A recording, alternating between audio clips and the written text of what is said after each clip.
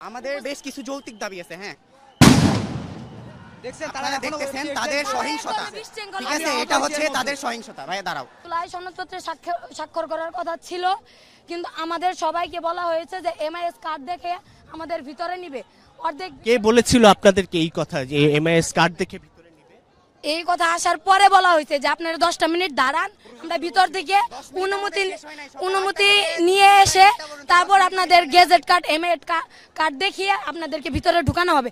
সেই আমরা 4-5 ঘন্টা যাবত সেই আপনারা কি সবাই আসলে আজকের অনুষ্ঠানে উপস্থিত থাকতে চান? জি, কারা আপনারা আসলে যারা? আমরা আসলে মূলত হচ্ছে আহত জুলাই যোদ্ধারা। এখন আহত জুলাই যোদ্ধা তো অনেক, সকলকে এই অনুষ্ঠানে অংশ নিতে পারবে না এখন, এটা তো বললে হবে না, পারবে না, যেহেতু এখন আমি জুলাই যোদ্ধা, আমার মতো অনেক জুলাই যোদ্ধা আছে। আমাদের বলছে তো যে তাদেরকে আমাদের বলছে যে জুলাই যোদ্ধার কার্ড আছে, আপনারা কার্ড দেখিয়ে যে স্বাস্থ্য আপনাদের এখন মূল দাবি কি? আসলে শুধুমাত্র এখানে উপস্থিত থাকাটাই মূল দাবি? আমাদের বেশ কিছু যৌক্তিক দাবি আছে। হ্যাঁ, দেখছেন আপনারা দেখতেছেন তাদের সহিংসতা।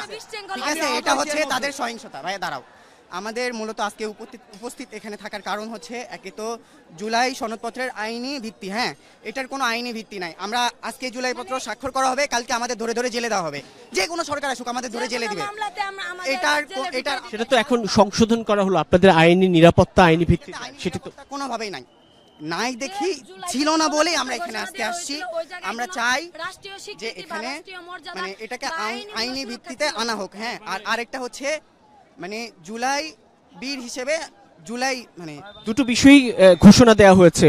আলী রিয়াজ বলেছেন যে আপনারা জুলাই যোদ্ধা, জুলাই বীর এবং আইনি ভিত্তি, এই দুটাই আমরা সেটা তো ঘোষণা দেওয়া হয়েছে, জুলাই বীর ঘোষণা দেওয়া হয়েছে, বলা হয়েছে আইনি নিরাপত্তা না, এখানে আইনি কোনো ভিত্তি ছিল না।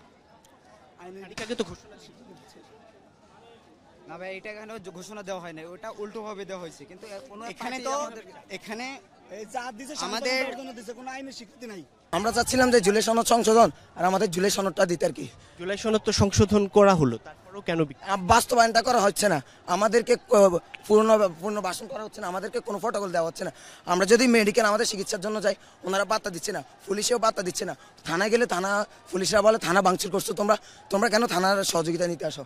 এখন আমাদের মা বোনদেরকে মারছে, অনেকগুলারে মারছে, কয়েকটারে।